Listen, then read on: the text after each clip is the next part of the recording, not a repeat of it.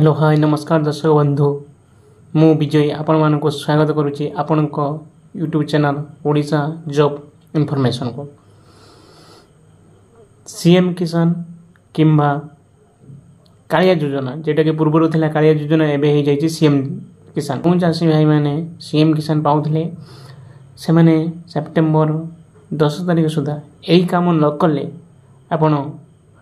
CM किसान पाई न पारंती शीघ्र ये भिडियोटी देखंतु एवं कौन से कामटी सेप्टेम्बर 10 तारिख सुधा करने को पड़ो परंतु एवं आपणकर सीएम किसान पैसा आपण बैंक अकाउंट को सुरक्षित भाव में नहीं पारे। तो चलतु भिडियोटी आरंभ कर देखु ये सब चाषी भाई मानक नुहे जो चाषी भाई मैंने सीएम किसान पैसा पाउले एवं पीएम किसान पैसा पाउन से चाषी मान भाई मान आज जा बड़ खबर जोटा कि सीएम किसान साइट को जाई देखिपारे आपणकर एलिजिबल ऑप्शन गोटे आसुथबो एवं सेटार एलिजिबल ऑप्शन उपर क्लिक करी आपण पुणी फॉर्म अप्लाई कले पुणी आपणकर जतिक पैसा मिलिया कथा सेतिक पैसा मिल जिवो एवं सेटा होची सेप्टेम्बर 10 तारिख पूर्व आपण मानकु करिया पई पड़िबो। पीएम किसान जो माने भी पाउनांती से माने मध्य वीडियोटी देखंतु कारण सीएम किसान नु डायरेक्ट पीएम किसान को रजिस्ट्रेशन करिया पई भी ऑप्शन अछि सेतरे आपण माने रजिस्ट्रेशन करी कोन केमती रजिस्ट्रेशन कोन केमती गाइडलाइंस अछि से विषय रे मध्य ए वीडियो रु जानि पारि। तो चलंतु देखिबा केमती कोन गाइडलाइंस अछि सीएम किसान नु पीएम किसान हेबो जो मानकर सीएम किसान काटि जाई छी पुणी केमती अप्लाई हेबो केमती सुरक्षित भाबे आपण पेमेंट पाई परिबे आपण को अकाउंट को। तो आसंतु वीडियोटी स्टार्ट कर कोन गाइडलाइंस अछि आसंतु देखिया। चाषी मन को प्रथम तो सरकार 3 भाग में विभक्त कर प्रथम हूँ भूमिहीन चाषी सेकेंड हूँ मध्यम और बृहत चाषी थर्ड हूँ क्षुद्र और नाममात्र चाषी। जो मैंने भूमिहीन चाषी जो मन को मिलूना जो मन काटि जाइला से कौन गाइडलाइंस केते टंका मिल वर्ष को 12,500 टंका से पीएम एवं सीएम किसान थ्रू 12,500 टंका मिल एवं जो मैंने मध्यम और बृहत चाषी से मध्यम एवं बृहत चाषी मानक से सीएम किसान पैसा मिल ना से ओनली पीएम किसान पैसा ही मिल वर्ष को केते मिले 6,000 टंका एवं क्षुद्र और नाममात्र चाषी मानक केते हजार मिल वर्ष को 10,000 से 10,000 पुणी केमती सीएम किसान रे वर्ष को 4,000 टंका आसो एवं पीएम किसान ले वर्ष को 6,000 टंका आसो। तो टोटाल हूँ 10,000 टंका से मिल। तो आम चाषी मान कमी तीनटा भाग में विभक्त कराई प्रथम हूँ भूमिहीन चाषी मध्यम बृहत चाषी और लास्ट हूँ क्षुद्र नाममात्र चाषी। तो भूमिहीन चाषी मैंने पाइले वर्ष को 12,500 टंका मध्यम बृहत चाषी से तो सीएम किसान मिललानी केवल पीएम किसान 6,000 टंका पाइले एवं लास्ट हूँ क्षुद्र और नाममात्र चाषी से 4,000 और 6,000 मिल 4,000 हूँ सीएम किसान और 6,000 हूँ पीएम किसान। गोटे कथा हूँ मध्यम और बृहत चाषी कौ मान को कह जो मानकर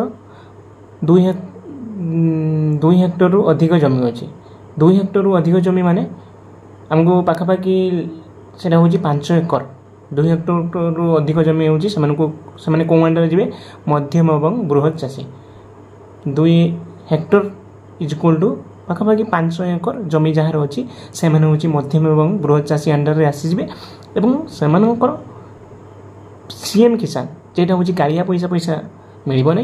ओनली पीएम किसान पैसा मिल जहाँकि मात्र 6,000 टंका वर्ष को पाइबे।